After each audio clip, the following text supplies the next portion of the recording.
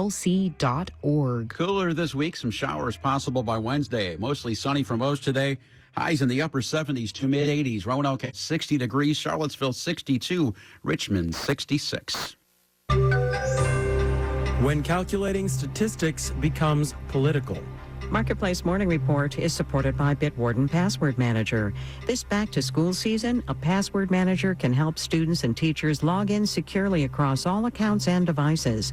Bitwarden.com. From Marketplace, I'm Sabri Benishore in for David Brancaccio. On Friday, the Bureau of Labor Statistics reported that job creation in the U.S. was much lower than expected in July and revised down its numbers for May and June, reporting there were 258,000 fewer jobs created in those months than initially estimated. President Trump, upset about the revisions, then proceeded to fire the head of the Bureau. The president now says he'll name a replacement in the coming days. Marketplace's Mitchell Hartman has more. President Trump's reaction to the bad jobs report news was swift. He posted on Truth Social that, quote, "We need accurate jobs numbers," and proceeded to fire the BLS commissioner, Erica McIntyre, who was appointed by President Biden. President Trump alleged that the July jobs numbers were rigged to damage him politically. But experts in the field say any such manipulation of the data by BLS, including by the commissioner, would be nigh on impossible, given the high level of scrutiny and cross-checking by nonpartisan career statisticians that the entire process of BLS data production undergoes. And if there were to be some sort of breach, we would know about it. Steve Pearson is Director of Science Policy at the American Statistical Association and was interviewed before this latest controversy. The signal would come out that there has been some sort of improper meddling with the data. There's been no such evidence about the production of the July jobs report so far. Erica McIntyre was a year and a half into a 4-year appointment as BLS commissioner, confirmed by the Senate. The president has the right to fire her. Her temporary replacement is a well-respected, long-time career BLS employee. I'm Mitchell Hartman for Marketplace. Manufacturing is having a rough time. A report out last week from the Institute for Supply Management found that in July, manufacturing orders shrank for the 6th month in a row. That is after the Labor Department reported that manufacturing employment hit its lowest level in 3 years. Marketplace's Justin Ho has more on what is going on in America's factories. Manufacturers have plenty of reasons to be holding off on hiring right now, says Tom Derry, CEO of the Institute for Supply Management. Demand looks weak, and I'm not going to fill that job role because I'm not going to pay somebody for work I can't get. There isn't work to be done there. Derry says all of the tariff back and forth isn't helping either. Kathy Bosjancic, chief economist at Nationwide, says she expects manufacturing jobs to stay soft this year, at least until tariff policy starts to shape up. If they know what the tariff rate will be and what the new trade environment will look like, they can then plan around that and make adjustments. Bosjancic says once that happens, manufacturing employment should start to pick up again, especially if manufacturers decide to expand in the U.S. But she doesn't expect hiring to boom. We could boost production, but not necessarily one-for-one increasing employment levels along with that. Bosjancic says manufacturers are likely to invest more resources into better technology rather than hiring more workers. I'm Justin Ho for Marketplace. All right, let's do the numbers. The FTSE in London is up 0.5%. Dow, S&P, and NASDAQ futures are all up in the 5 to 0.8% range, with the Dow futures up 235 points. The yield on the 10-year Treasury is 4.22%.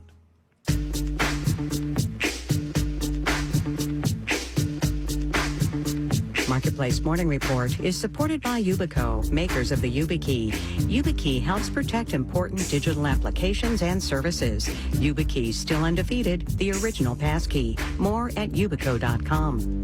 And by This Old House Radio Hour podcast, answering listeners' DIY and renovation questions and diving into home design trends, available in podcast apps. Hail, as in the balls of ice that fall from the sky at anywhere from 9 to more than 100 miles per hour, cause billions of dollars in damage each year. But a lot about it remains a mystery. So storm-chasing scientists are gathering clues to better understand it. Rachel Cohen with the Mountain West News Bureau reports. Dewey Kahawai was sleeping when he heard a knock on his bedroom window. I sprang out of bed and thought, oh my gosh, somebody's trying to get into my house. Then he heard thumps on the roof, and he knew a hailstorm was sweeping through Colorado's eastern plains, 50 miles north of Denver. His house was fine. But by morning, his phone was blowing up with calls and texts. Kahawai runs his own company, American Pride Auto Glass. There was people's cars that were literally destroyed. 3 or 4 inch diameter holes through the glass on their vehicles. Front windshields with 6, 8 hits. He estimates he alone attended to hundreds of thousands of dollars worth of damage. Ian Giamenko says hail costs can add up. He's a researcher at the Insurance Institute for Business and Home Safety. It's not as big a life safety threat as, say, a storm surge or flash flooding, but it happens every single year, and it's costing us just tens of billions of dollars. And the costs are increasing, partly because more people are moving to places with hailstorms, and researchers think climate change could mean fewer but more destructive storms.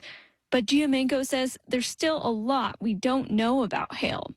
To find answers, he's part of a huge team of researchers working on the largest study of hail in 40 years. It's called IceChip. For 6 weeks this summer, scientists chased hailstorms around the Great Plains and Mountain West. There were some fantastic storms. Becky Adams-Seelan is the scientist leading IceChip. She says they flew drones into clouds and measured the hail that fell on the ground to figure out How fast does a hailstone fall? How does it melt? Like, again, all things that seem pretty basic, but are surprisingly difficult to try to unpack. She says piecing together all this data could tell us why certain ingredients in the sky, like temperature, elevation, wind speed, produce a different recipe of hail that falls to the ground. This data could be used to give more detailed warnings and share information.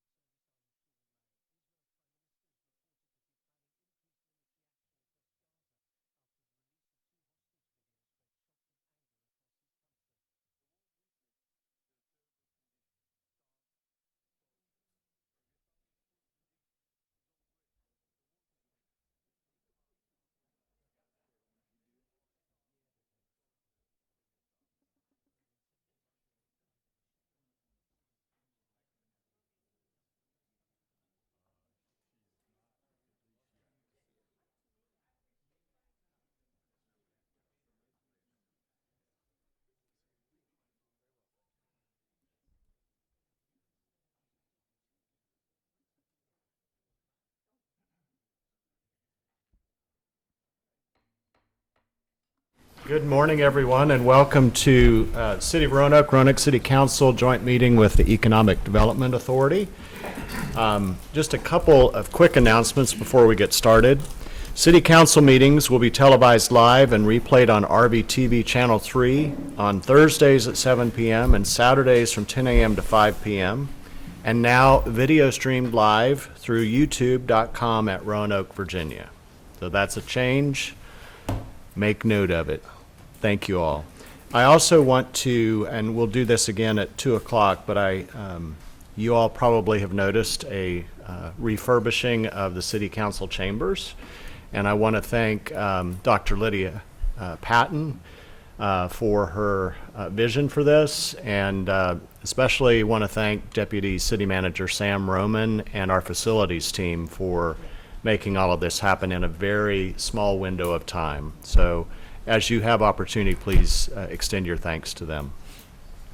All right, we are happy to have the Economic Development Authority with us today, and so I'll ask, first of all, Ms. Webb, our Deputy City Clerk, to call the roll for council. Mr. Nash. Here. Mr. Volleson. Here. Ms. Powers. Here. Mr. Hagan. Here. Ms. Sanchez-Jones. Here. Vice Mayor McGuire. Here. And Mayor Cobb. Here, and we are all present. And I'll ask the Board Secretary for the Economic Development Authority to call the roll for the authority. That would be Ms. Franco. Here. Call the roll. Oh, I don't have the. Yeah, I'm sorry, I didn't prepare a roll to have. That's all right. We can just go. Duke? Here. Here. And I know Miss Reed is on her way right Okay. now. Miss Hessel is here. Mr. Duke, Mr. Mack. All right, and I think Mr. Howie may be absent this morning. I'm not sure, but I did send him a message. Okay. Well, sometimes there's nothing better than an improv roll call, right? We're really glad that you all are here today. We are grateful for the work that you do. I want to begin by saying that in Virginia, every locality is required to have an economic development authority. City council, city governments cannot give money to businesses directly. We have to do that through our economic development authority. And so the role that each of you play is really significant, not only for the health and well-being of our city, but for our economic growth. And so it's my honor to welcome Braxton Knapp, who is the chair of the EDA, to share some opening remarks. And then I believe we're going to have an overview presentation, and then we'll have a conversation together about our collective work.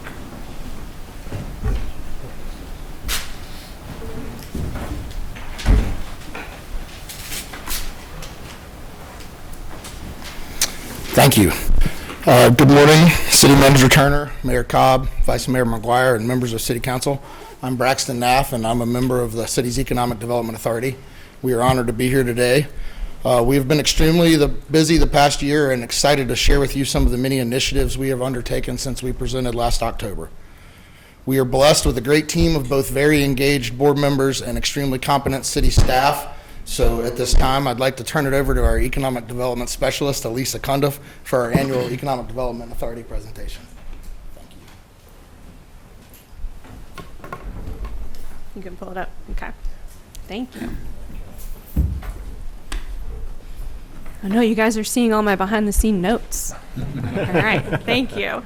Good morning, everyone. My name is Alicia Cundiff. I'm an Economic Development Specialist for the Economic Development Department, and I serve as the EDA staff liaison. Normally, Mark would be doing this, our director, Mark Nelson, but he's currently snorkeling with his family, so I will be presenting today. And I'm joined here by Lisa, my supervisor, who is our Senior Economic Development Specialist, but she really needs no introduction.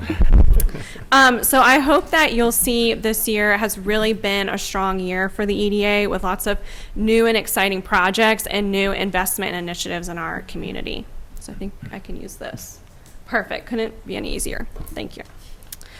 So we have a 7-member board that is appointed by City Council. They serve a staggered 4-year term. And we really have a wide cross-section of industries across the city represented with our membership, from real estate to innovation to manufacturing to small business. So we're really excited about our membership and have a really active and engaged group. And this year we also have a new attorney for our EDA, Mr. Mike Lockaby with, oh, hello, we're live, with Spillman, Thomas, and Battle. I feel like I should be like, welcome to Roanoke. All right, so this is just kind of our roadmap for our presentation today. I'm going to go over what the EDA administers, that being private activity conduit bonds, local enterprise zone incentives, and our performance agreements, which are revenue sharing agreements with private entities when there is a public infrastructure improvement as a part of that. And then we're going to discuss the new and exciting investments that the EDA has made this past fiscal year. All right, I wanted to spend a little bit of time on this portion, the private activity bonds, as some of you all are new to council, and I'm not an attorney and I don't play one on TV, so I'm going to defer to Mr. Lockaby if I miss anything. But one of the things that an EDA can do is issue private activity bonds for certain entities, such as hospitals, assisted living facilities, educational facilities, or small manufacturing facilities. So when one of these entities is interested in pursuing bond financing, they can actually do it through the EDA. And in this way, the EDA serves as a conduit. So sometimes these are called conduit bonds. And with the EDA being the issuer of the bond, the entity can actually receive a lower interest rate on the bond, and the bond is exempt from income tax. So this is really advantageous to these entities that are able to pursue conduit bonds through the EDA. As part of this transaction, the EDA charges an annual administrative fee on these bonds, and that's actually a large way that the EDA brings in revenue, and then the EDA uses that revenue for its economic development incentives and grants and its overall mission.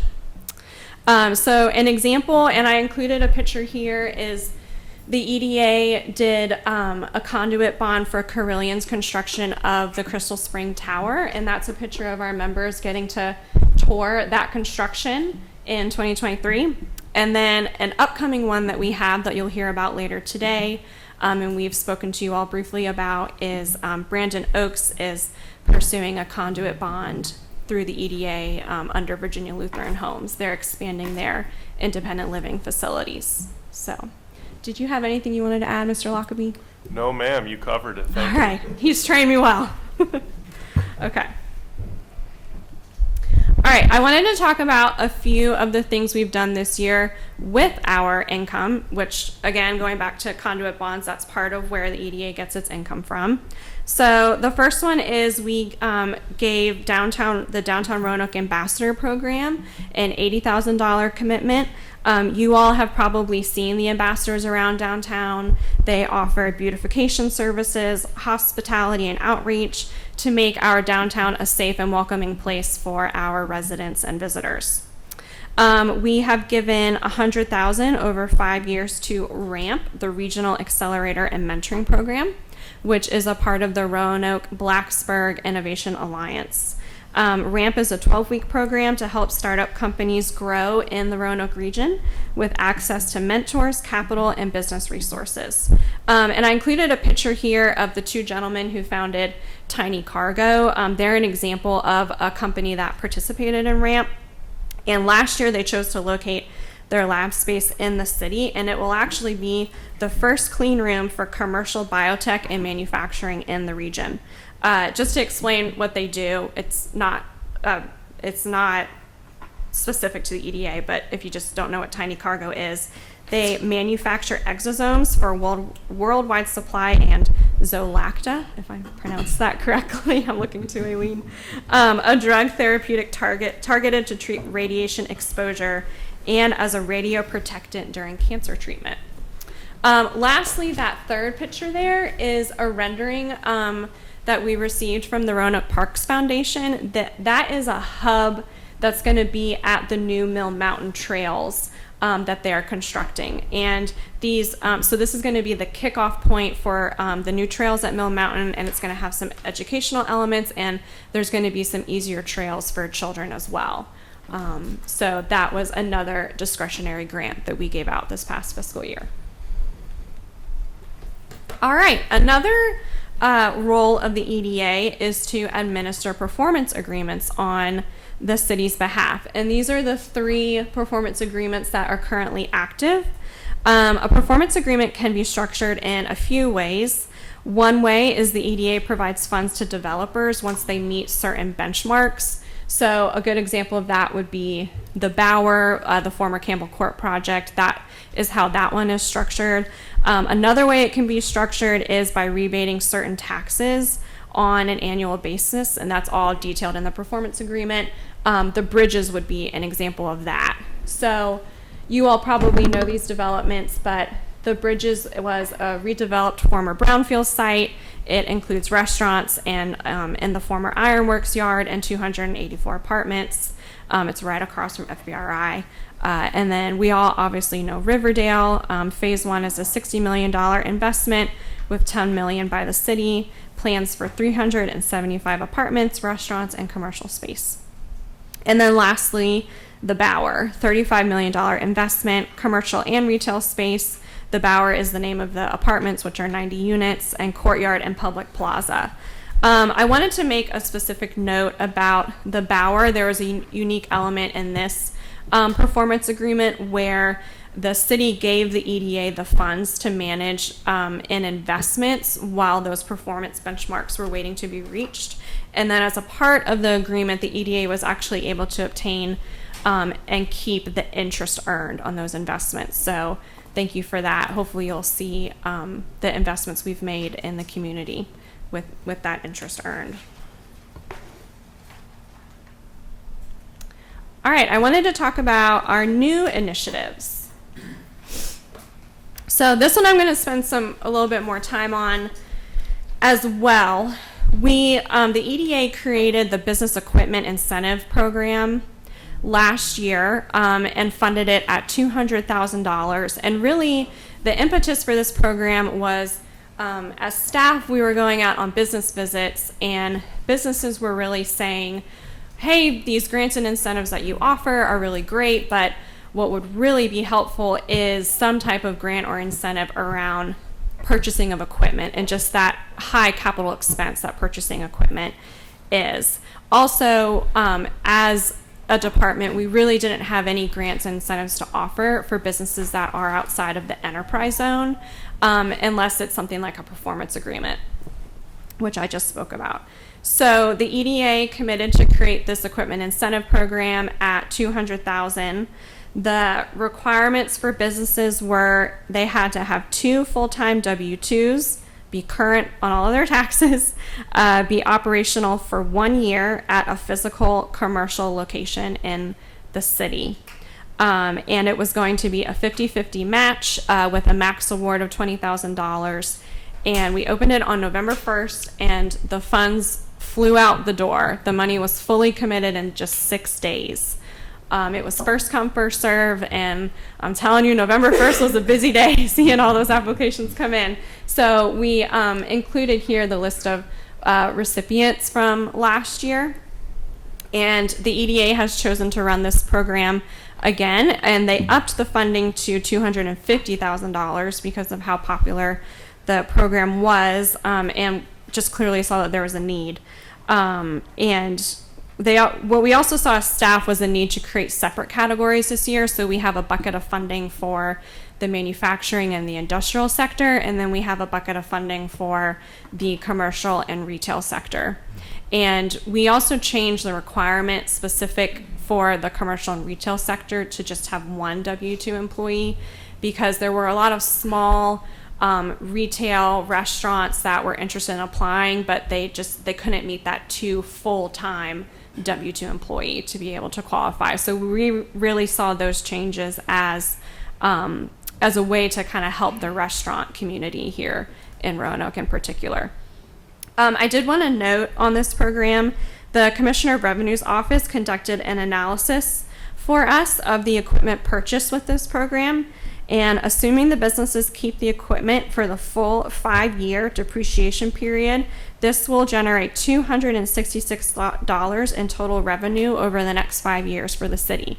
And I want to emphasize that the $200,000 that this program was funded with was not city dollars. This was EDA funding that is creating a return for the city.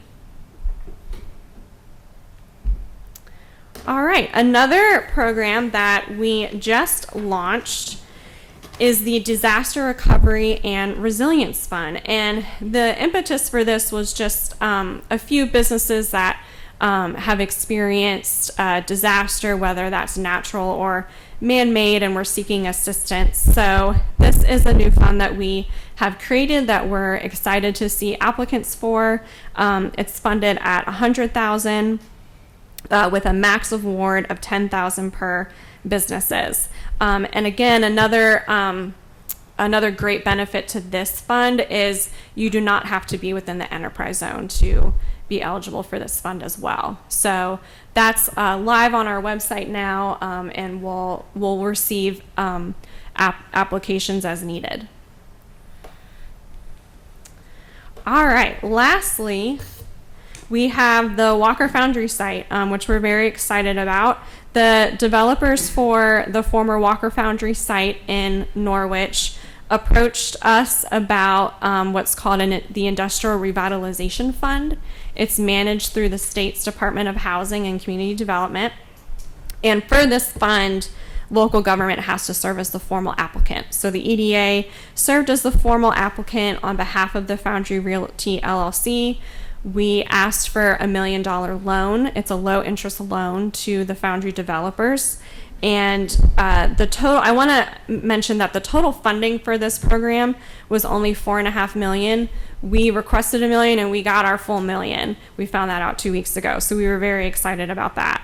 Again, this will serve as a low interest loan to the Foundry. And what they're envisioning for the space is the developers call it a competitive social venue, if you've heard of that before. So it's going to be a place where you can play games, recreational activities, get a bite to eat, a social gathering space, and then really a key asset of it is, if you can see, it's right along the Greenway in Norwich. So that's really going to be a key community asset, not only for Norwich, but the city as a whole. And these competitive social venues are really not something we have yet in our market that other markets have, and we're really excited to see this come to fruition and be a part of it. And then not a part of the commercial project, but down the road, you'll see those apartment units there. They're planning approximately 270 apartment units with the focus on affordable housing. All right, I wanted to chat about the enterprise zone because that is something that the EDA helps to administer. So the enterprise zone is a state program that is also run by DHCD, the Department of Housing and Community Development. It's a partnership between state and local government, and it encourages job creation and property investment, property improvement in the enterprise zone. So for a locality to have an enterprise zone, they have to have a local commitment to offer incentives that go along with the state incentives. This focuses on target areas and in distressed localities with the goal of high wage job creation. The state incentives I listed here are the job creation grant and the real property investment grant. And then we have a number of local incentives that the EDA administers on the city's behalf as well. And these incentives are funded through the city, and the city passes the funds through the EDA. So the discretionary grants and the other funds we created, those were from EDA dollars. The enterprise zone local incentives are traditionally city funded.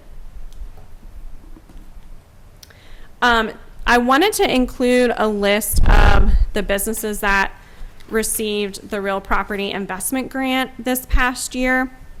This isn't something that the EDA manages, but it is obviously a part of the enterprise zone, and I think is significant to mention because our staff really works to make sure that businesses are aware that one, they're in the enterprise zone, and two, they could be eligible for these incentives, because we never want businesses to leave money on the table.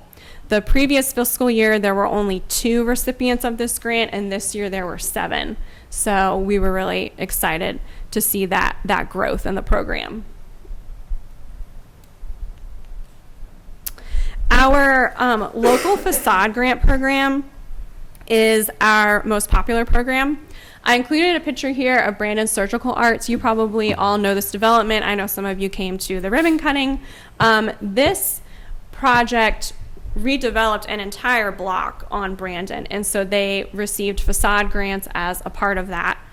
I just wanted to go over some numbers. The past fiscal year, we paid out $151,870.87 in facade grants. That was 7 awards, and that leveraged an investment in the private community of $1,015,835.64. So just doing a brief analysis on that, for every dollar the city invested in this facade grant program, that sparked a property investment of $5.68. So just to kind of close, this is a brief mention. We didn't want to spend too much time on it. We want to talk about the other exciting things that we've also discussed today, but in the last budget, the EDA did not receive funding to continue the incentives for the enterprise zone program, so that would just be something we would ask for in moving forward in budget discussions this coming year. But if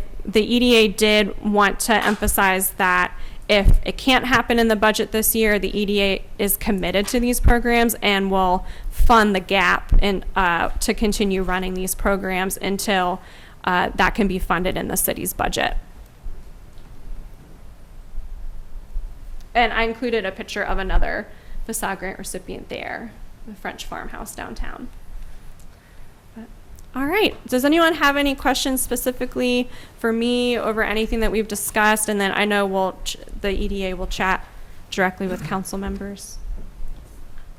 Ms. Powers? Sure. So the EDA funds that you invest, are y'all still investing those with the VML VACO Finance Virginia Investment Pool? We use Rockefeller Capital Management with the John Lewis Group. Okay, I'm We've very never familiar. been with VML. We considered them when we looked at investment pools, and we ended up at 2 different options that were not them.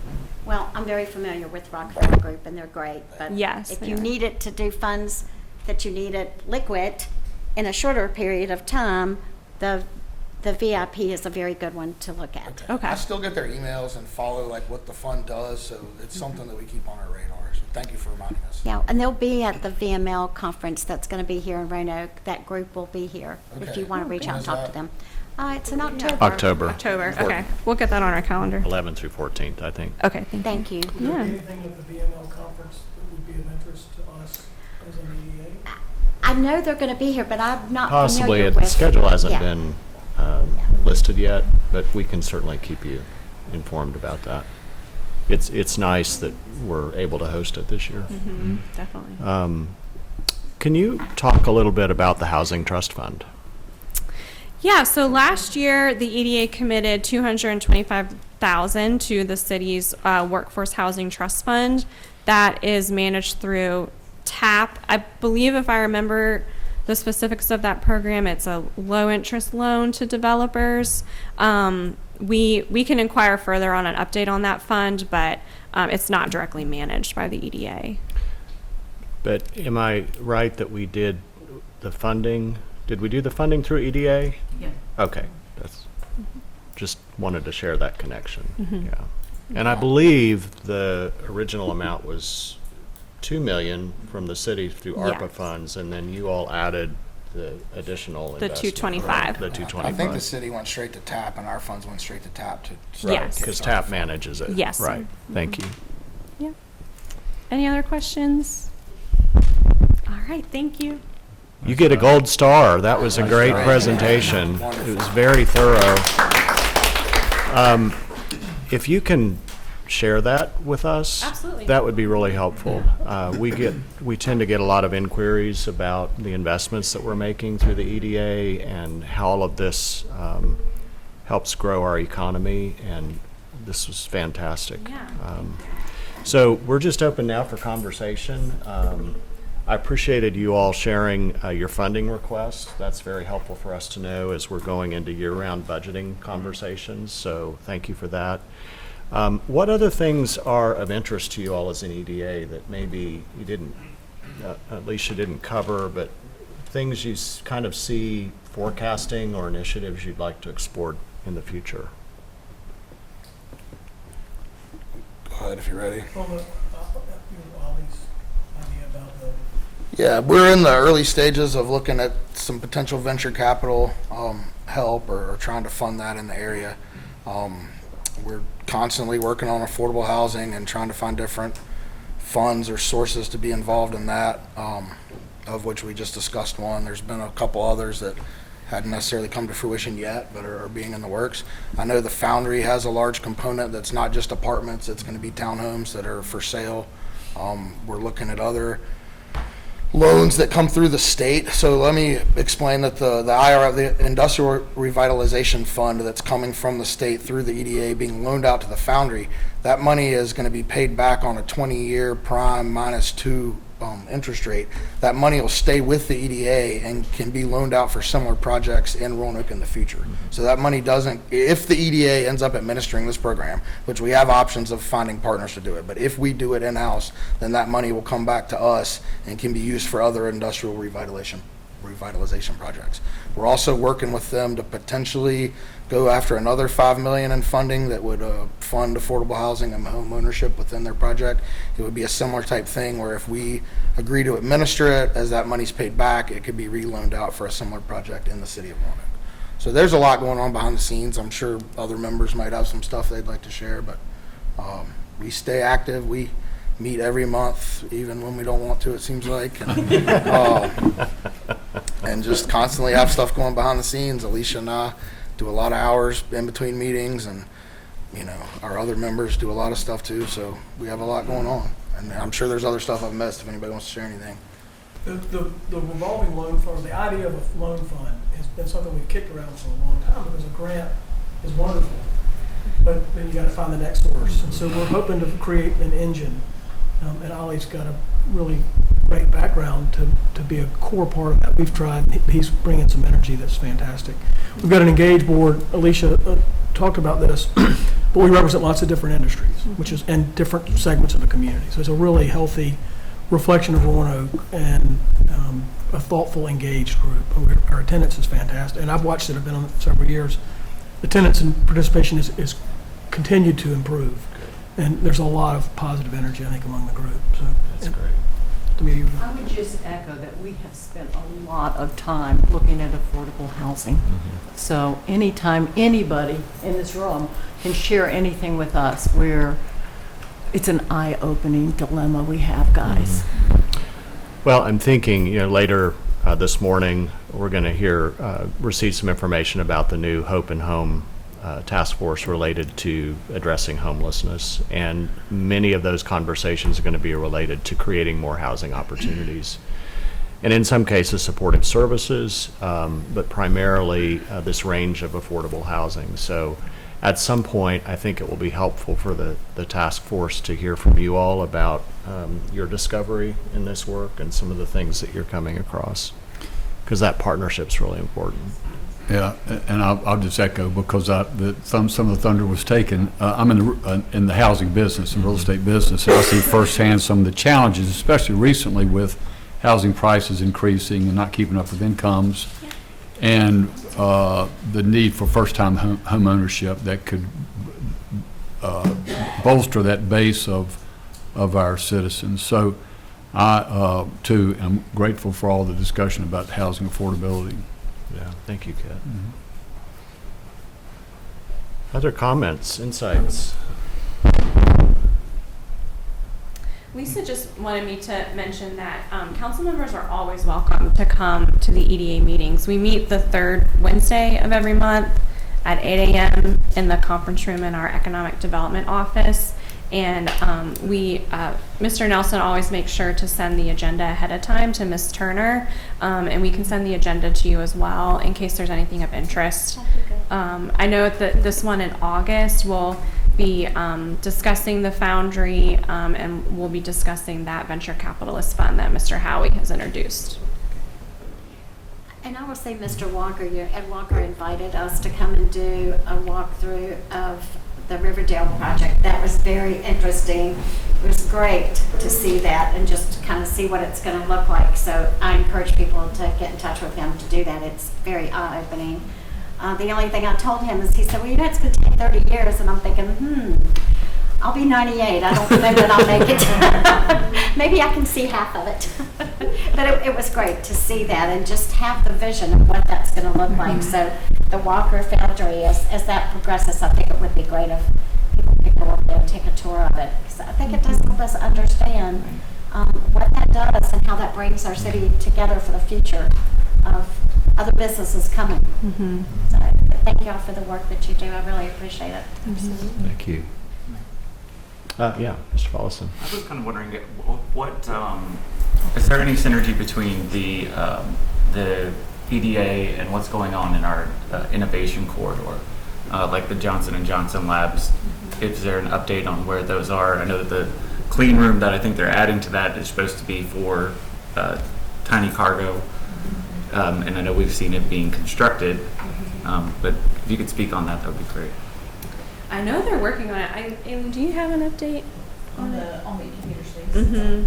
Yeah, so the incubator space is coming along really well. It's on target and on budget, which is great. It's anticipated that it will probably open somewhere towards the end of this year or maybe early 2026, but it's moving along really well.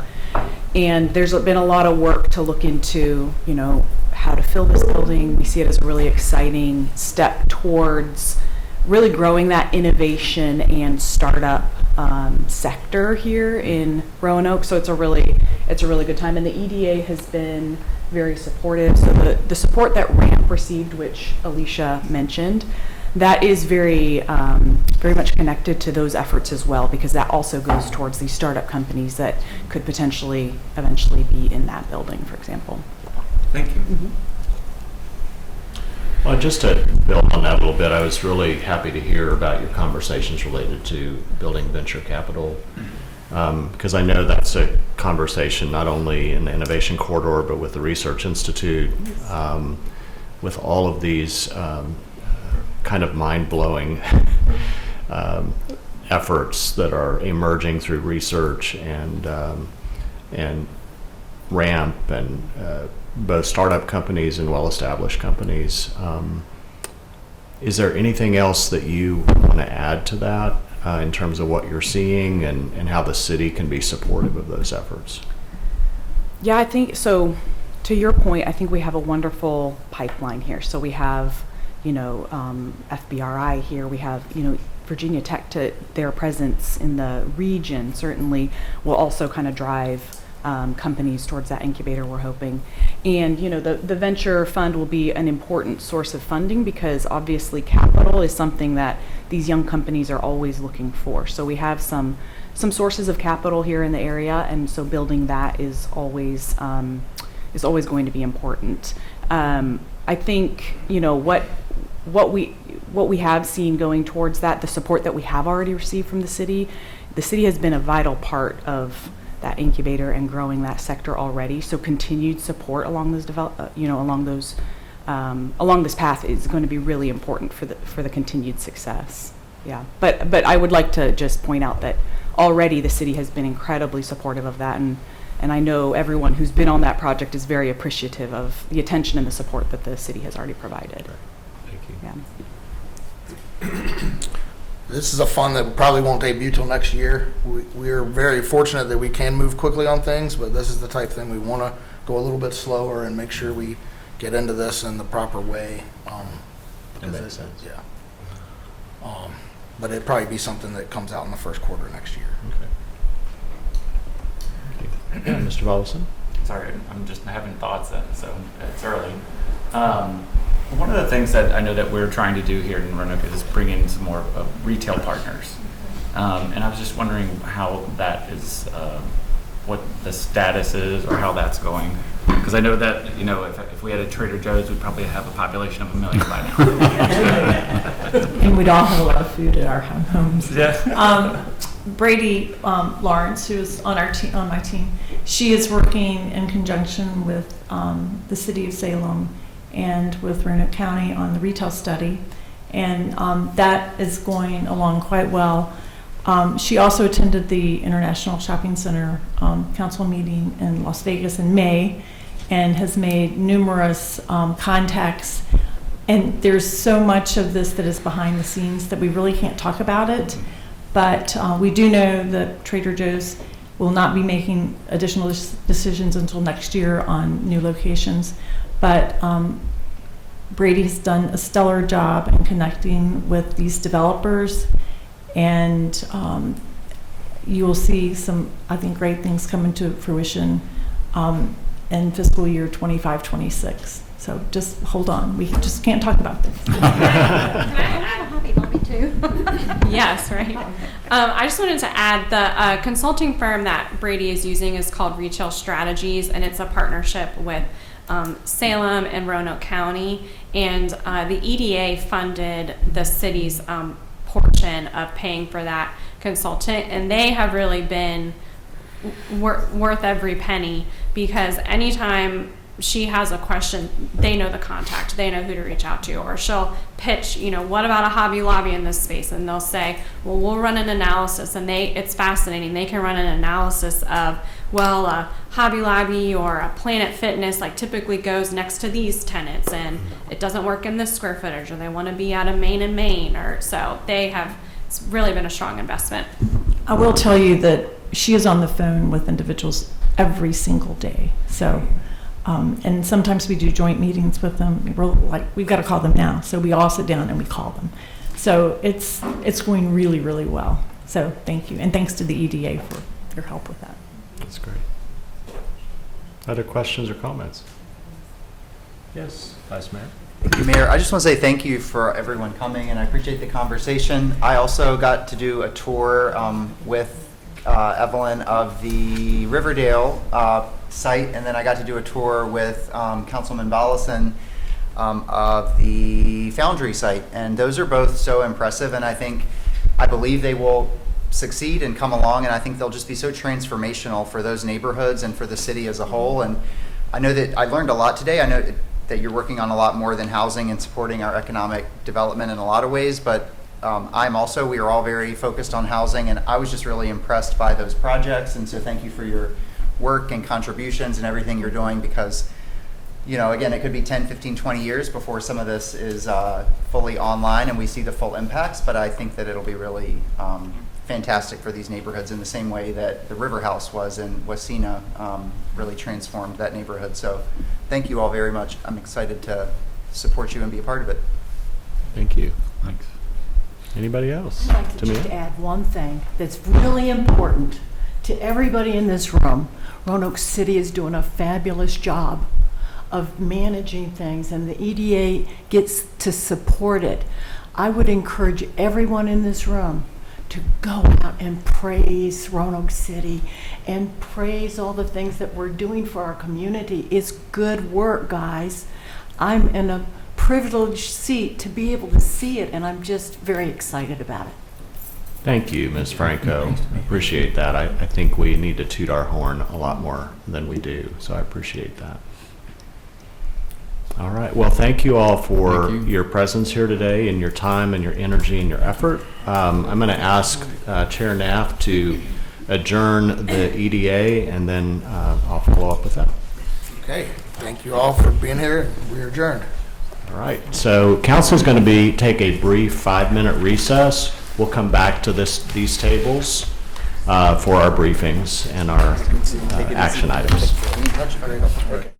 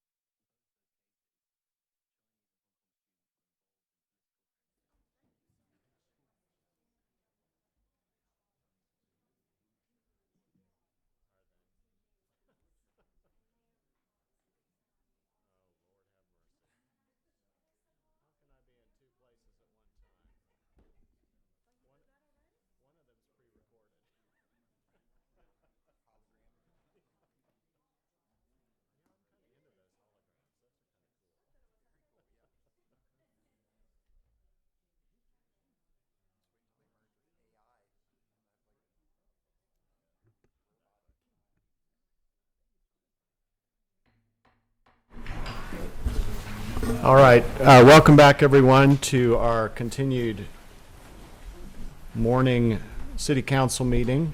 We have a number of items for action, and they are all closed meetings, so we'll take one at a time, and after I present each one will need a motion and a second, and then a vote. The first is a communication from my office requesting that council convene in a closed meeting to discuss vacancies on certain authorities, boards, commissions, and committees appointed by the council pursuant to section 2.2-3711A1 Code of Virginia as amended. A list of those boards and commissions that we'll be considering is included in the agenda. I'll entertain a motion and a second. Second. Thank you, Mr. Hagan and Ms. Sanchez-Jones. Madam Clerk, will you please call the roll? Mr. Nash. Aye. Mr. Volleson. Aye. Ms. Powers. Aye. Mr. Hagan. Aye. Ms. Sanchez-Jones. Vice Mayor McGuire. Aye. And Mayor Cobb. Aye, and the motion passes. The second is a communication from the city attorney requesting that the city council convene in a closed meeting to consult with legal counsel regarding a certain legal matter, requiring the provision of legal advice by the city attorney concerning a prospective business or industry or the expansion of an existing business or industry, where no previous announcement has been made of the business or industry's interest in locating or expanding its facilities in the central part of the city of Roanoke, pursuant to section 2.2-3711A5 Code of Virginia as amended. I'll need a motion and second, please. So moved. Second. Thank you, Mr. Volleson and Ms. Powers. Madam Clerk, will you please call the roll? Mr. Nash. Aye. Mr. Volleson. Aye. Ms. Powers. Aye. Mr. Hagan. Aye. Ms. Sanchez-Jones. Aye. Vice Mayor McGuire. Aye. And Mayor Cobb. Aye, and the motion passes.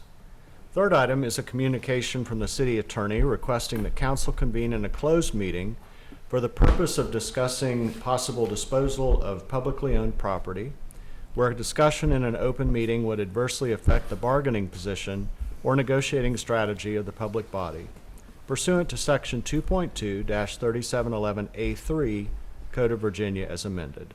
I'll entertain a motion and second. So moved. Second. Thank you, Mr. Volleson and Mr. Nash. Madam Clerk, will you please call the roll?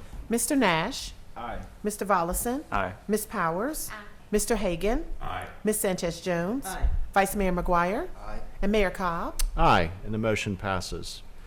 A communication from the city attorney requesting that city council convene in a closed meeting to consult with legal counsel regarding a certain legal matter regarding utility services provided to city residents and any impacts caused by the location of a business or industry to the region, pursuant to section 2.2-3711A8 Code of Virginia as amended. I'll entertain a motion and second.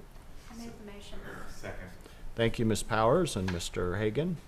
Madam Clerk, will you please call the roll? Mr. Nash. Aye. Mr. Volleson. Aye. Ms. Powers. Aye. Mr. Hagan. Aye. Ms. Sanchez-Jones. Aye. Vice Mayor McGuire. Aye. And Mayor Cobb. Aye, and the motion passes. And the last closed meeting request is a communication from the city attorney requesting that city council convene in a closed meeting to consult with legal counsel regarding a certain legal matter, requiring the provision of legal advice by the city attorney concerning contract obligations involving a city-owned facility in the central part of the city of Roanoke, pursuant to section 2.2-3711A8 Code of Virginia as amended. I'll entertain a motion and second. So moved. Second. Thank you, Mr. Volleson and Ms. Sanchez-Jones. And Madam Clerk, will you please call the roll? Mr. Nash. Aye. Mr. Volleson. Aye. Ms. Powers. Aye. Mr. Hagan. Aye. Ms. Sanchez-Jones. Aye. Vice Mayor McGuire. Aye. And Mayor Cobb. Aye, and the motion passes. We have in front of us and have received the City Council agenda for our 2:00 p.m. session. Are there any matters for discussion or additions or deletions to that agenda? Okay. And any additional topics for discussion before we move into our briefings? All right, thank you. Well, I will call on our city attorney, Mr. Spencer, for two briefings. The first is the proposed code amendment, Article 8, cigarette tax. Thank you, Mayor. David Collins is here and worked on that. If he could address this issue, I will address the second one involving potential code amendment in dealing with hybrid canines. All right, thank you. Mr. Collins, welcome. Good morning, Mayor Cobb, Vice Mayor McGuire, members of City Council. Succinctly, this is a brief amendment to Article 8, Chapter 32 of the City Code, our cigarette tax, that would transfer responsibility for the administration and oversight of the tax from the Director of Finance to the Commissioner of Revenue. The proposed ordinance amending the City Code that is attached for your consideration removes the Director of Finance from being referenced and replaces that solely with the Commissioner of the Revenue. The Commissioner of the Revenue has been implementing and being responsible for that tax for some time now, and this is just a matter of updating the City Code with current practice. I'm looking around. Is Mr. Taylor from Mr. Jonathan Taylor from our Commissioner of Revenue's office, Deputy Commissioner, is here also with any comments that. Welcome, Mr. Taylor. Good to be here. Thanks for having me. Mayor Cobb, Vice Mayor McGuire, members of council. Like David said, it's pretty simple or really complex, depending on how good you are with Microsoft Word. Piece of ordinance that replaces Director of Finance with Commissioner of Revenue. It's a process that our office has owned. We have the relationship with the businesses as we are conducting field investigations, and I mean, we're there conducting the seizures, so it's a little more logistical and I don't know about relational, but they're a little more comfortable talking with who they've already talked to, especially something like cigarette seizure.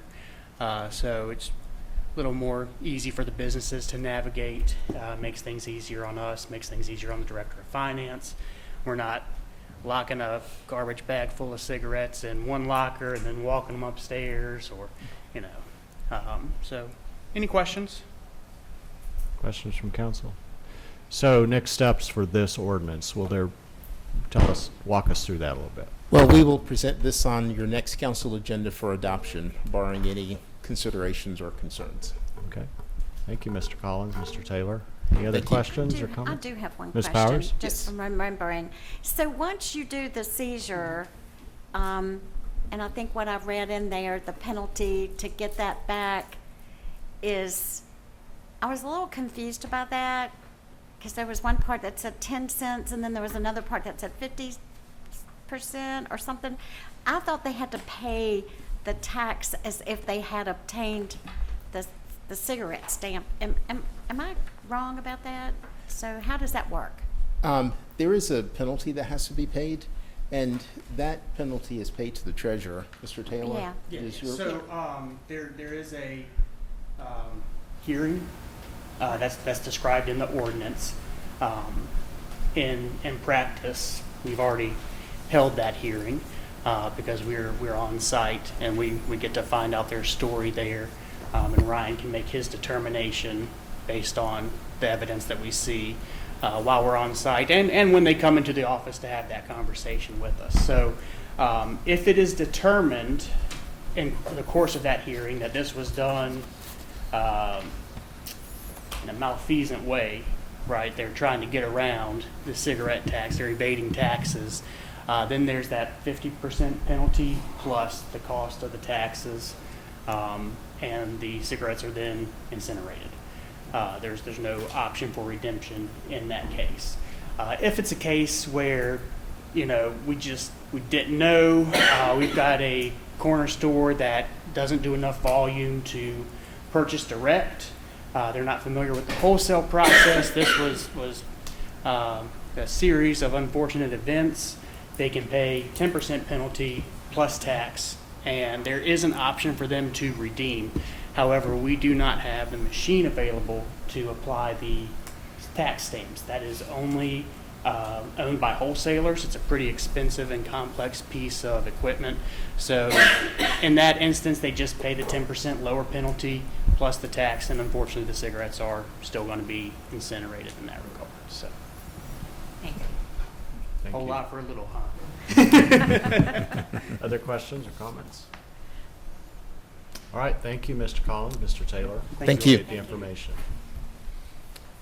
Our next briefing from the city attorney is the proposed city code amendment, Division 4, hybrid canines, sections 6-55-57, Article 2, Chapter 6, animals and fowl. Mr. Spencer, welcome. Good morning, Mayor, members of council. Thank you for this. Heard loud and clear. There were some concerns within the community and city council. So what it did is, this is moving a little faster than normal. We would have worked a lot more with staff. So we have a draft that we've worked a little bit with staff, but I would ask that if you feel good with the general principles, and I'll answer some basic questions on this, that we work with staff and the Commonwealth Attorney. I've already talked to the Commonwealth Attorney or his deputy very briefly on this, but we need to finalize it. For example, what we've done is our intern, Ariana Caldwell, worked to find other localities and what they've done to address the issue of canine hybrids. So we've taken basically 3 other localities: the city of Richmond, Loudoun County, and James City County. And we've looked at their ordinances, looked at our own ordinance, and we've tried to craft something that fits in with both. Fits in with our ordinance. So what you'll notice is this addresses just hybrid canines, not all exotic animals such as Loudoun County, for example. They had a problem. I understand there was an alligator once that was turned loose, and they wanted to be able to regulate that.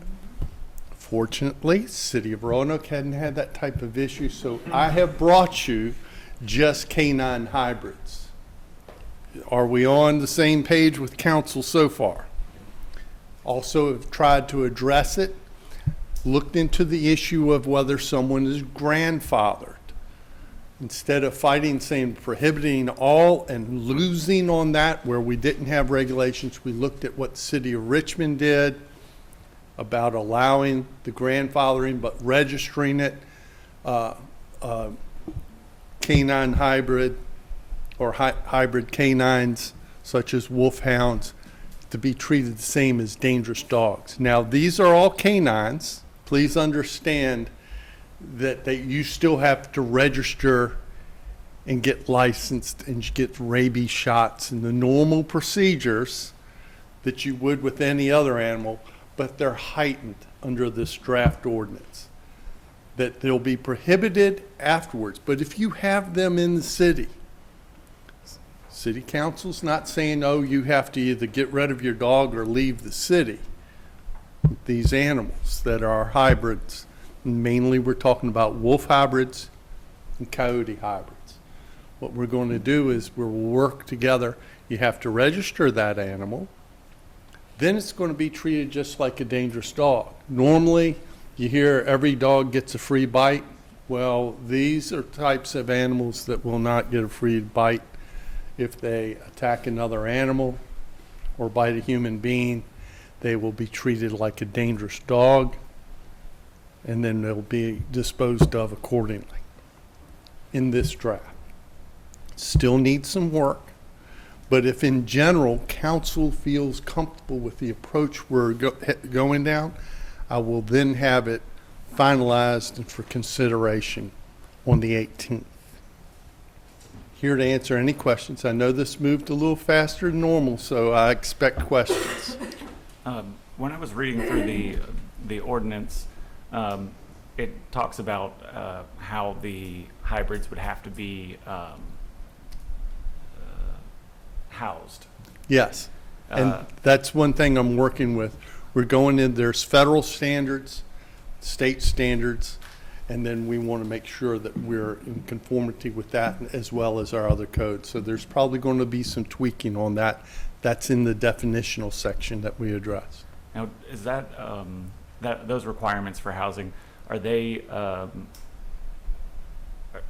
of the registration process? Yes, okay. They'll be part of registering. Then our people will have to go out and inspect and make sure that you properly contained, because you don't want these animals escaping, as we've seen an issue, and getting out. They have to be contained in a manner consistent with, again, federal, state, and then hopefully our local ordinance. So what if these animals can't be vaccinated? Well, they still have to be. So that will be part of what we're looking Yes. at. You did say that. Yes, they still need to have, So what for if- lack of another word, a dog license. Or a canine license, let's call it that. And we're working, I've got to work with staff and get some of these details. Remember, staff is the one who's going to be tasked with enforcement. I need to make sure that they're good and comfortable with this. My hope is to bring it back the 18th. But please understand, if there needs to be more work, I will let you know, and then it would come back on September 2nd. The important thing is to get this right so that our staff feels comfortable, Commonwealth Attorney feels comfortable, and that we have something that we believe that we can defend, enforce, and it protects our residents. That's the goal. So I have another question. Absolutely.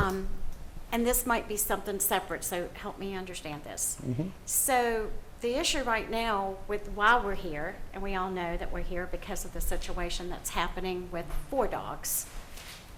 Is that something separate that a certain type of business not be in a residential area? That is going to be a business license issue separate and apart from this. So I've just understood that there's being a business, there's concerns that there's a business being run in a residential section. That would be handled with a different department, and that is not being addressed by the 4 corners of this. That's what I've heard for the first time, and then we will refer and work with our city manager and staff to address that concern. And would that fall under zoning as well with the, because the Very possibly the Commissioner fall of under Revenue's zoning. office is definitely looking into that. Correct, and But- would coordinate with zoning, because that's one aspect of running any businesses that you're properly zoned. Well, and here's a breakdown. I fear that we've already been told that there were complaints in 2023 with zoning. So we need to figure that out as well moving forward to help, these residents, because these people over there are scared to death. They're not even letting their children go outside and play. And I don't know what happened in 2023. I can only deal with what I have now in front I'm of just me. telling you, because I think it all needs to be out on the table, because our residents need to know that we take this seriously. I mean, there's a daycare and a church that are managing and taking care of children 100 feet away from this. I just don't want to see something really bad happen. These dogs get out too quickly. They're artists and they're escape artists. Well, So- that's one of the things I've tried to address here in what we talked about, how we define the accommodations for these animals. And I truly understand that we do have dog owners that really, truly do what they're supposed to do and take care of their animals, and I understand that, and I respect those. But this group of dogs, these people are not responsible with these dogs. And it's just a matter of time that something really serious is going to happen, and I don't want to be on this council to see that happen. Again, based on what came to me through the council at the last meeting, I've drafted something. We're working with staff. We're moving it as quickly as possible. But again, let's get it right. Well, I agree. I'm not So arguing with let's you. get I it agree. right, and I hope to have it back to you by the 18th for adoption. If it's not here on the 18th, it'll be here on September 2nd. But let's get it right, and I think we've got a draft and a good working document to get input from our animal control people and from the Commonwealth Attorney to ensure that we address the problem as much as we can under the law. So I'd just like to say too, so that the audience and other people know that we were at the meeting, the mayor was there, I was there, Mr. Hagan was there. If you see these dogs out, like the police officer said, please call 911 so this can be documented. That is very important that that happens. And I know all of us want to be good neighbors and we want to do the right thing with our neighbors, but we need to reach out and call 911. But please know we are trying everything we can to work this out for you. Thank you, Ms. Powers. Ms. Sanchez-Jones? Mr. Spencer, when somebody applies to have a license for their dog, who's going to go inspect the home to make sure that it's okay? And that is done before they move in the dog into the house to see if they could have it in the home? Well, How is realize that gonna work? this ordinance is going to ban canine hybrids in the city of Roanoke. The only ones that this is going to address with additional registration, licensure, and inspection are the existing animals that are here. Okay. So no one's going to be able to bring in a new wolf hybrid or coyote hybrid animal into the city of Roanoke after adoption of this ordinance. This is going to prohibit them, which takes the approach that Loudon did, not the approach that, say, James City County, which just regulated them. We are regulating only the existing animals. And do we have any idea how many of them are in the city? Not at this point. I understand that there are several, but we do not have all that information. But of course, as they're discovered, we can address the issue. Thank you. Mr. Hagan? Mr. Spencer, Yes. can you quickly walk through the process for the rabies vaccination? As in, does the owner have to prove that, hey, this has been by a licensed veterinarian, that the canine hybrid has been? And our former treasurer is very familiar with this process, Okay. but in general, she's going to correct me if I'm wrong, because she did the hands-on work. Okay. In general, you've got, let's say I've got this lovely little poodle, and I need to get a dog license. Well, part of that dog license process, I have to bring a certificate from the vet that this dog has all the required shots, including the rabies shot. Okay. I see a lot of nodding heads, which means people who have dogs, we know this. And then you bring in and you get that license for a certain period of time, and that rabies vaccination has to have been updated for the period of the license. Now, did I get that right from your perspective of what you received as treasurer back in the day? Yes, unless you're a dangerous dog. Then And it gets to be a little bit more. Then it gets to be more. Okay, so since this would classify canine hybrids as dangerous dogs, what is the additional? Well, that's where the ordinance spells out what the registration is and that process. And what we're hoping to do is have it mirror very much a dangerous dog approach. And those dogs actually have to get registered with the state of Virginia first. It's $185. You have to come in with your paperwork. You have to go through animal control. Teresa Jenkins, usually, I guess she still handles that. She documents everything. Come down to the treasurer's office, you pay the $185. You stay on that register, but then you have to get a policy from your insurance company. It's usually $100,000. $100,000. So those are the things, those are the details that we're working right now, because there isn't a state registry for hybrid. That would be only local. So how are we going to try to mirror it, make the fee structure similar, the penalties similar, and have it follow in the same manner? That's some of the details that you will probably see some changes from this draft as we work with staff to address those issues. Okay. Great question, by the way. Is it my understanding that the fee is that we can set it on Yes. our own, that the state doesn't, it's not like a tiered or there's not some suggestion out there. We can pick what we, Correct. In my draft, I'm attempting it to mirror the states. Okay. Because I think that's the most defensible. yeah, I would agree. Other questions? Mr. Nash? I would just say I appreciate the work. I know, we kind of just say like, hey, like as quick as possible, ASAP. But I think this is good for the city. I think that sometimes there are issues that warrant this type of speed behind them.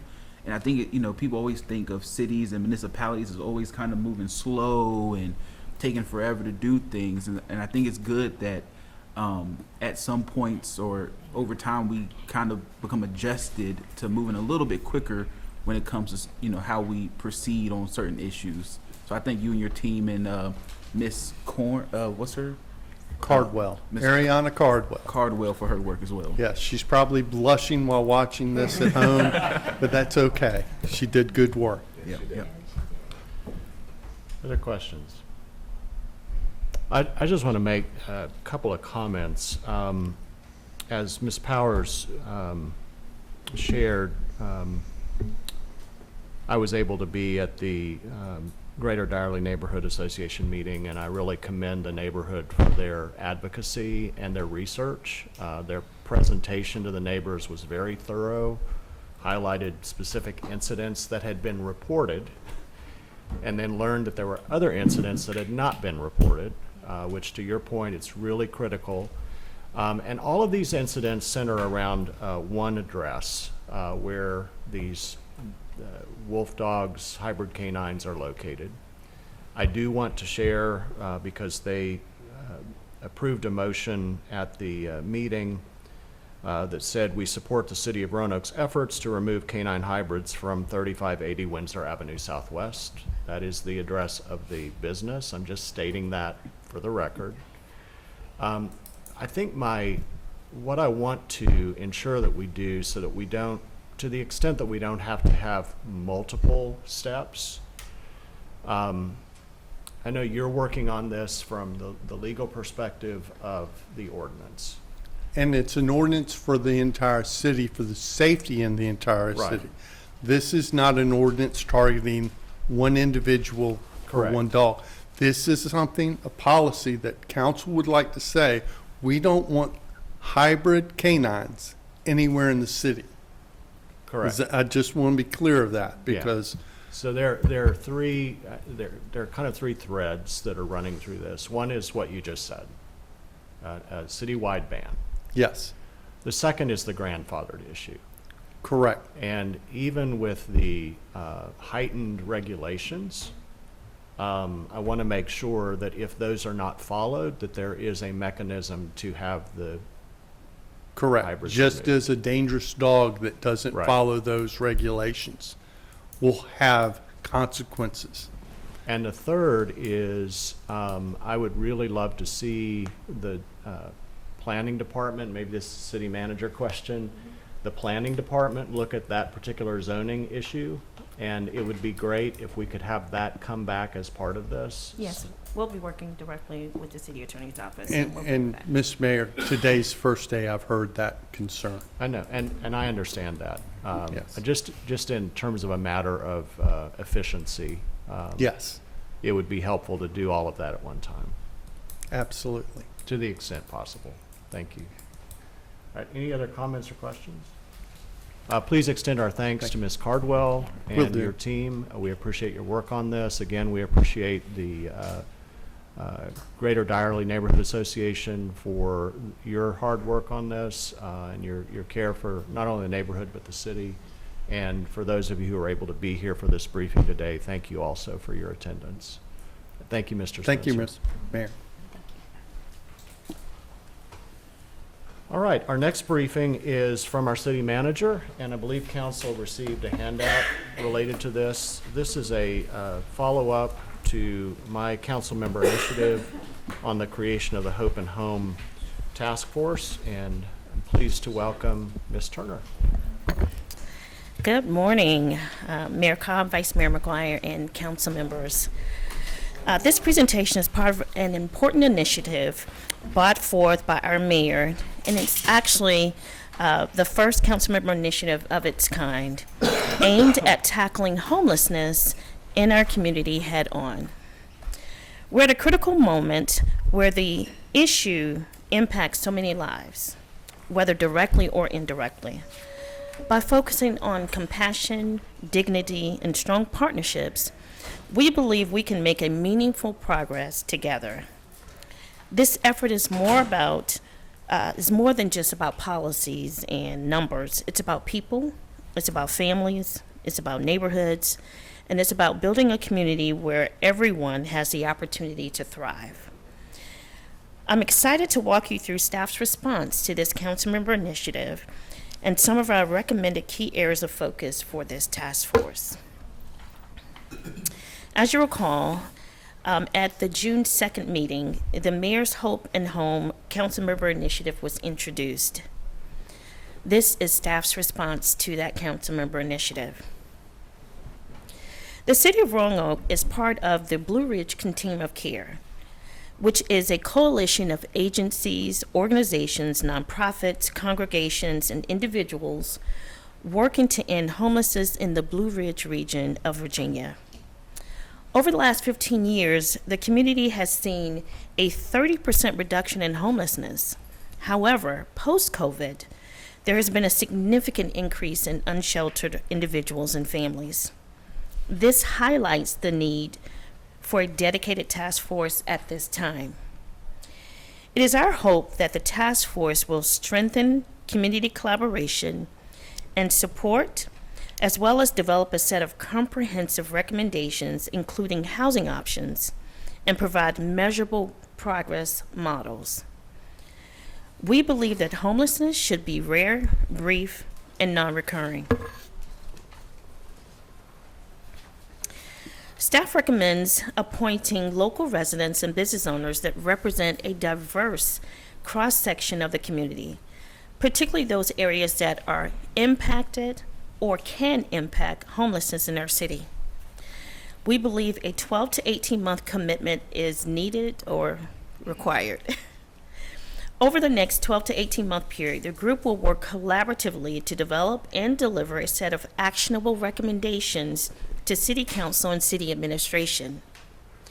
City staff will support the task force by drafting and adopting an official enacting resolution to establish the group, coordinating meeting logistics to ensure smooth operations, and by offering general support to the task force as a whole. Again, the goal of this task force is to develop a set of comprehensive, actionable, and measurable recommendations to assist City Council and City Administration with addressing the needs of people experiencing homelessness in our city. There are 3 key areas that staff is recommending that the task force review and or study. Now, the task force is not limited to these areas, but we do have 3. Number 1, education, policy, and advocacy. Work with staff to get educated on homelessness and understanding the different populations of homelessness in the city. Also, get an overview of the services and programs that are currently being offered. Mr. Cruikshank and his team will be extremely instrumental in this effort. Number 2, services and resources or data research. Review the current services and programs. Conduct a gap analysis. Do we need more behavioral mental health services? Do we need more job training? Do we need more police enforcement? Also, review your funding available. As you know, the city receives local, state, and federal funds, but what about our philanthropic endeavors? And number 3, housing. How can we increase our affordable housing supply? Do we need another group home? Do we need a shelter? To significantly impact homelessness, we must take a collaborative approach and partner with the community as a whole. The task force work to reduce homelessness will promote compassionate, community-centered care. This work aligns closely with the City Plan 2040 goals by focusing on improving physical well-being and community health, expanding housing opportunities, and ensuring that equity is reflected in every level of effort. The task force will bring together diverse voices, including neighborhood leaders, resource providers, property developers, business owners, and residents, to work collaboratively over the next 12 to 18 months. The task force will be supported by the Housing Programs and Policy Officer once hired. In the interim, myself, as well as Deputy City Manager Angie O'Brien, will serve as liaisons. Staff has also partnered with Dr. Scott Tate, who is the Deputy Director of Community Innovation from the Virginia Tech Center, for Economic and Community Engagement. Dr. Tate will serve as our task force facilitator. I do believe Dr. Tate is here with us. Thank you. The task force will meet monthly in person with additional virtual subgroup work. Together, they will engage in a shared learning process aimed at delivering a set of clear, actionable recommendations, including policies and investment strategies, to guide Roanoke's efforts moving forward. Virginia Tech's team will play a vital role partnering with city staff and the task force to provide a deep analysis, facilitate task force meetings, research promising practices from across the country, and guide the development of the strategies and actions and recommendations. Their approach focuses on a 4-stage appreciative inquiry process: discovery, dialogue, design, and delivery, which focuses on positive, people-centered, and action-oriented solutions. By early 2027, Roanoke will be equipped with a clear understanding of homelessness and housing insecurity in our city, as well as prioritized roadmap to make meaningful progress towards sustainable actions.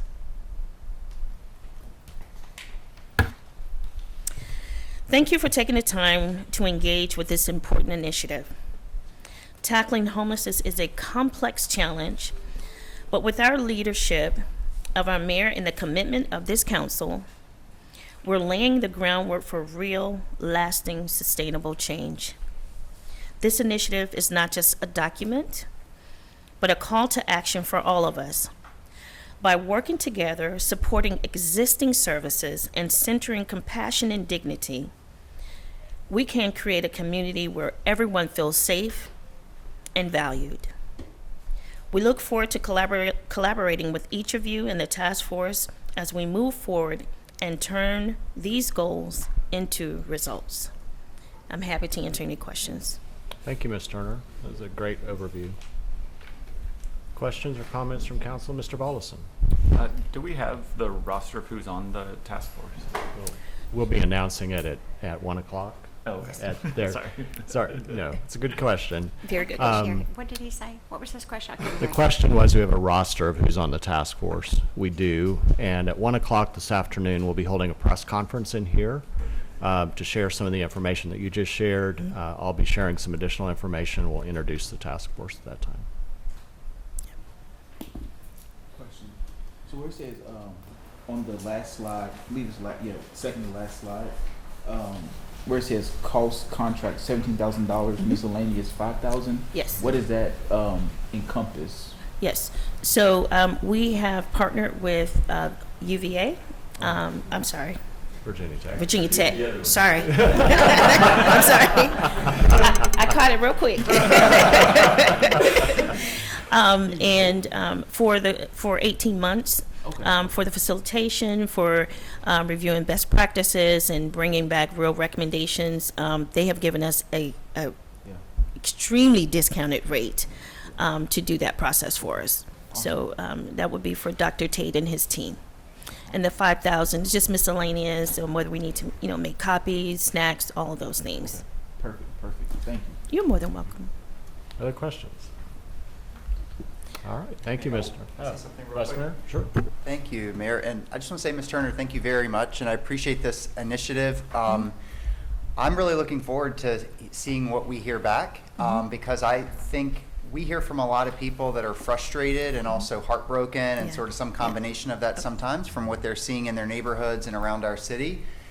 And I think we all want to do everything that we can, within reason to address the situation in a compassionate, and forward-moving way. And so I'm looking forward to what we hear back, because I often think to myself, what are we not doing that we could be doing? Because I think we are already doing so much, and a lot of what we communicate to constituents and the public are explaining a lot of the actions that we are taking across the board. Every city, department, and agency working on this where they can. And yet, it does feel like we still have this issue. So I think this will be really helpful, I hope, with also the public and just being able to have some data, like what's working, what's not working, what could we do that we're not doing, maybe look at what's working in other places. So I just want to say thank you, a long-winded way of saying think this is a really important issue. I know I hear about it a lot. I care about it a lot. So thank you for moving it forward. And thank you for the support. I did want to make sure that I acknowledge Mr. Cruikshank here. He and his team have done such a phenomenal job. And homelessness is very fluid. Individuals go in and out of homelessness each and every day. And so, I'm sure he can, tell many stories. And so as part of this, Mr. Cruikshank and his team will also be working with the task force, ensuring that, we first educate, because it is extremely complex. It may not seem like it is, but it is very, extremely complex. We have different population of homelessness. We have what we call transitional, we have what we call episodic, we have what we call chronic, and we also have what we call hidden. And so just being able to explain that terminology and really make sure that our task force understands, and what it does is help us get it out into, the larger community, not just all the things that we are doing, but all the things that we can do. So we're excited as well from a staff perspective. Thank you all. I do also want to commend Deputy City Manager Angie O'Brien for a lot of research and legwork on this, helping come up with the concept as well. Thank you. And to your point, I want to reiterate, this is not to do the work that our community partners are already doing. Their work is frontline, it's significant. One of the challenges I think they recognize is that they don't have the time necessarily to educate the community or to field all the calls or the concerns that come through. So this is as much about educating the larger community and engaging the larger community. So any citizen, business owner, anybody that wants to be involved in this, there will be subcommittees under these 3 key areas that you described. Everyone will have an opportunity to actively participate. There will be interviews, there will be focus groups, there will be community conversations. So anyone who wants to be heard on this will have an opportunity to be heard. But I also want to reiterate, this is about finding solutions. So I encourage citizens in whatever capacity to think about what you're concerned about and then do some homework on potential solutions to address those concerns, because that will help us move the needle a lot more quickly. I get that we all need to vent from time to time, but we can't just vent. We have to be proactive, and that's what this is about. So thank you all. Yeah. And again, we'll have a press conference at 1 here in council chambers to share more information, and we appreciate everyone who's willing to step up. Right. Thank you, Ms. Turner. All right, that is all of our business for this morning. We will be in recess until 2:00 p.m. for our series of closed meetings. Thank you all for coming. Any way, or does that person's family have any way of knowing where they're being sent, being able to track their progress through the system, or any way of contacting them if they are deported from the country? Well, we're supposed to, as attorneys, we're supposed to be informed anytime our clients are moved between ICE facilities. That is not happening, and it's not happening at Alligator Alcatraz at all. I mean, we just had a client moved from there to Louisiana, and the only reason we found out was because, they call their family. I have all my clients at the facility call me every day just so that I know that they're still there. And their instructions that we give them is, if you get moved, you need to call us and tell us where you are, because it's right now what's happening is they're moving people all over the country. They're moving them frequently. They're moving them sometimes the day before they're supposed to have a hearing, just to delay the hearing, in my opinion.